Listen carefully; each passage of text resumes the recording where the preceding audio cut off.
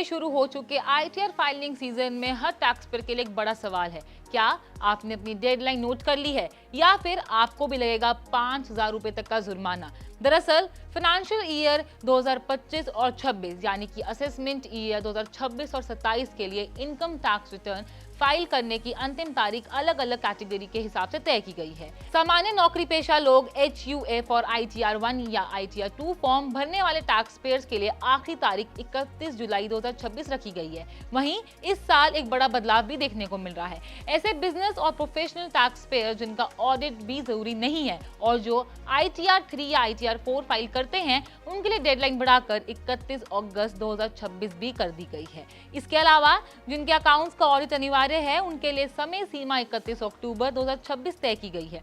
Transfer pricing से जुड़े मामलों के लिए अंतिम तारीख 30 नवंबर 2026 रखी गई है। अगर कोई टैक्स पेयर समय पर ITR फाइल नहीं कर पाता तो वह 31 दिसंबर 2026 तक बिलेटेड रिटर्न दाखिल भी कर सकता है। साथ ही रिटर्न में सुधार करने के लिए रिवाइज रिटर्न की अंतिम तारीख 31 मार्च 2027 निर्धारित भी की गई है। अब सबसे अहम और सबसे इम्पोर्टेंट सवाल जो आप लोगों के मन में जरूर होगा, अगर आपने डेडलाइन मिस कर दी तो क्या होगा।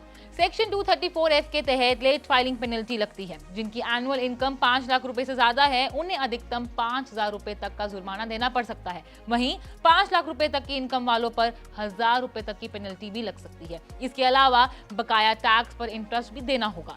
डेडलाइन मिस करने का एक और बड़ा नुकसान ये भी है कि अगर आपने कैपिटल लॉस को कैरी फॉरवर्ड नहीं कर पाएंगे और रिफंड मिलने में भी देरी होगी। वहीं दूसरी तरफ अगर आप समय पर ITR फाइल करते हैं तो आपको फास्ट रिफंड, मजबूत फाइनेंशियल रिकॉर्ड और लोन अप्रूवल में आसानी से मिल जाएगा। बैंक और फाइनेंशियल इंस्टीट्यूशंस ITR को इनकम प्रूफ के रूप में सबसे ज्यादा महत्व देते हैं। फाइलिंग करते समय कुछ बातों का ध्यान रखना बहुत इंपॉर्टेंट है, जैसे कि सही ITR फॉर्म चुनना, फॉर्म 26AS चुनना, AIS को क्रॉस चेक करना और अंत में ई-वेरिफिकेशन करना बहुत इंपॉर्टेंट है, क्योंकि बिना ई-वेरिफिकेशन के रिटर्न वैलिड नहीं माना जाता। तो अब सवाल ये है, क्या आप समय पर ITR फाइल करना या फिर पेनल्टी देकर नुकसान उठाना चाहेंगे? हमें अपनी राय कमेंट्स बॉक्स में जरूर बताएं और ऐसी ही सटीक खबरों के लिए पैसा लाइव को सब्सक्राइब करना ना भूलें।